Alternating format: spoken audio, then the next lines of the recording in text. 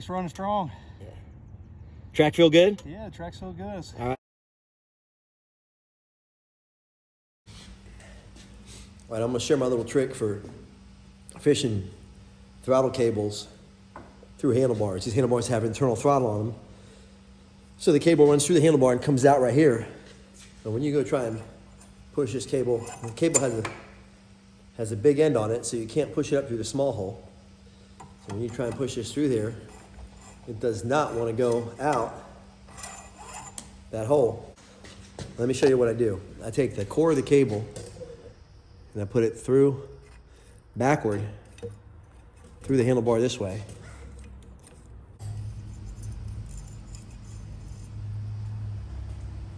Now with my cable pulled through, I'm gonna go ahead and slip that core inside my outer casing, and I use this to get me through there. It's not easy, but it'll go. There you have it. Here's how this throttle works. This little piston moves up and down inside the handlebars. And when you slide it in and out, the cable goes in and out and actuates the carburetor. Inside the throttle sleeve is a spiral groove cut, and this little roller rides inside that groove. When you twist the throttle one way or the other, it moves this piston, and the piston moves the cable, and the cable moderates your carburetor.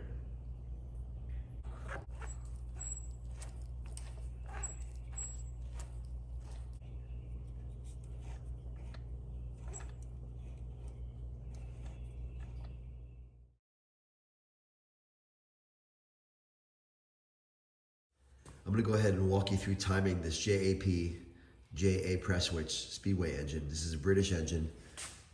So you can watch as I roll the crank over, you're gonna see the exhaust valve start to open right here. That's because the piston's coming up and pushing the exhaust out the exhaust pipe. Then as you see, the rear intake is starting to open too. That's called valve overlap, and that's something that really makes horsepower. That JA Prestwich was a big part of pioneering, was cam valve overlap. But you can see there goes the intake valve. It's all the way open. Now it closes. And as it closes, you can see that piston come up in that spark plug hole. See it come up there?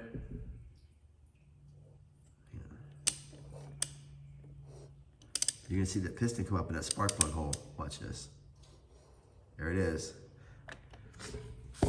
What I need to measure is when that piston gets to the very top, that's called top dead center. I'm sure everybody's heard that term, this top dead center. So I use a piece of TIG welding rod just to watch my piston travel go. And then come all the way to the top, and it starts to go back down again. And that's, you know, beyond top dead center. But right there is top dead center.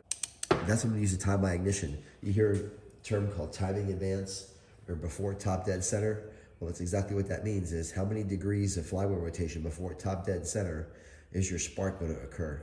When your Magneto fires the spark plug ignites the gas, and the gas in the engine explodes and expands and pushes the piston down. Well, that all takes time. And as the flywheels are rotating, you want to fire your spark plug before top dead center to compensate for the time it takes for that gas to expand. And when you don't have that timing advance, you get what's called knocking and pinging, and that's the things you hear because it's a time lag inside the engine, because you have explosions going on inside this engine every second. So I've got my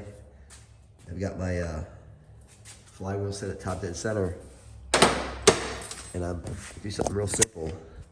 Here's the crank. So I just mark with a Sharpie straight up and down where I am at top dead center. Just say, for an example, if I wanted to tell you I was gonna set my timing at 90 degrees before top dead center, I would roll the crank back against this rotation 90 degrees, and that would be 90 degrees before top dead center. If I went halfway between that, I'll be at 45 degrees before top dead center. And that's probably about where I'm gonna time this, somewhere 35, 45 degrees for a racing engine. That's what you want, depending on the cam grind and everything else. Those are things we're gonna find out, but this is how I was rotating the engine over to show you the valve. This is how I was rotating the engine over to show you the cycles of the 4-cycle engine. But there's my top dead center mark. And that's just an index for me, so I always know where I am. So when I time this Magneto, if I time it with a 0 advance, I'd have these points opening right here when this is at top dead center. But if I wanted to say 35, 45 degrees advance, now I'm gonna open the points while that mark is there before top dead center. And that's pretty much the concept for how you make this run. For a gasoline engine to run, you need spark, you need compression, and you need fuel. The carburetor is going to supply the fuel. The Magneto makes a hot spark, so there's your spark. The piston, if everything's tight in there and the valves adjusted right, is going to give you compression. And then the key is timing it all perfectly. And there you get a well-tuned gasoline engine. This is the timing chain on the JAP engine. It runs off the end of the camshaft, which rotates at half speed. And it rotates the opposite direction of the engine. So the engine's rolling this way. Your timing chain's gonna be going this way. It's always something to consider when you're looking at timing a Magneto. They make Magnetos that roll both different directions, so you have to make sure you have the right one. So to time this Magneto, I put what's called a degree wheel on the crank. And I have it, the engine set at top dead center right now.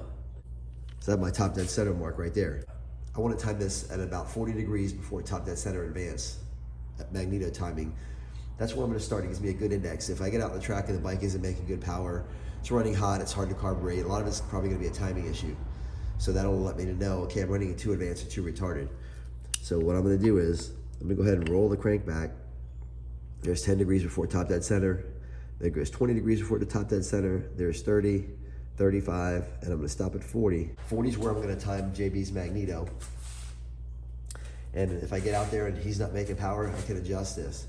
But the key is to get it timed, to get it making the maximum power so he can go out and win some checkered flags. This Magneto is gonna be rotating this way.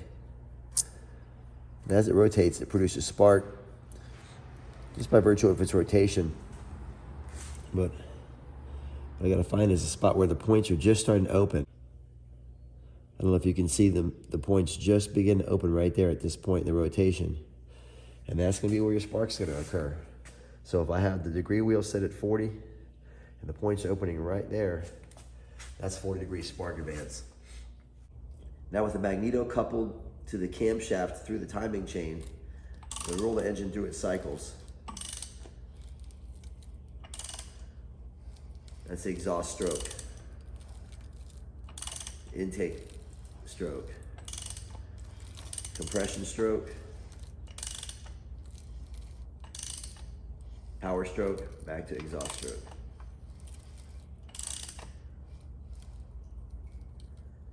So just to double check my timing, I come around in my rotation,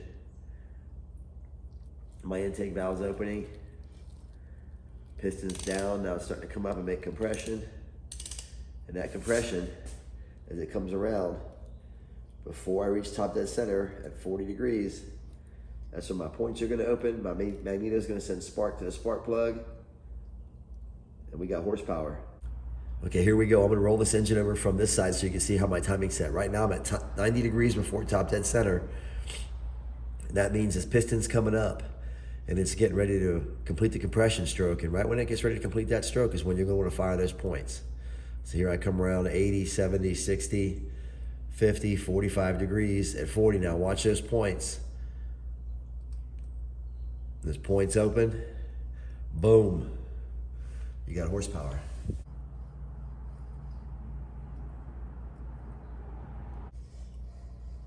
There it is.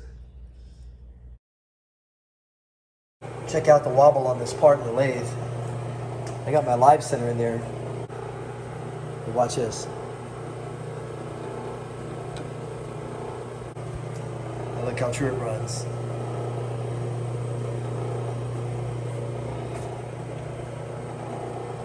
That's that live center. There's a bearing in here that allows the center to spin.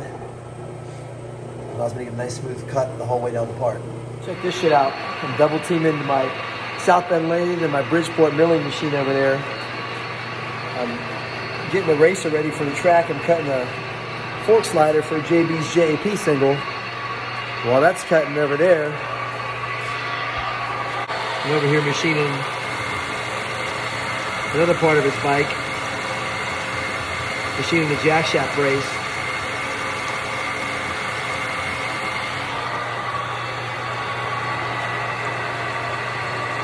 This has auto feed too, but I know if I turn this one on, I'm bound to crash one of these machines, so I'm moving from this one to that one.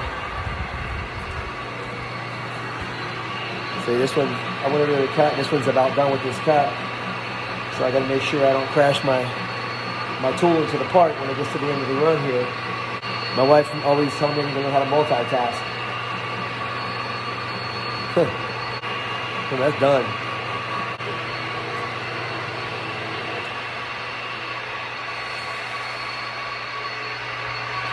Back to the mill.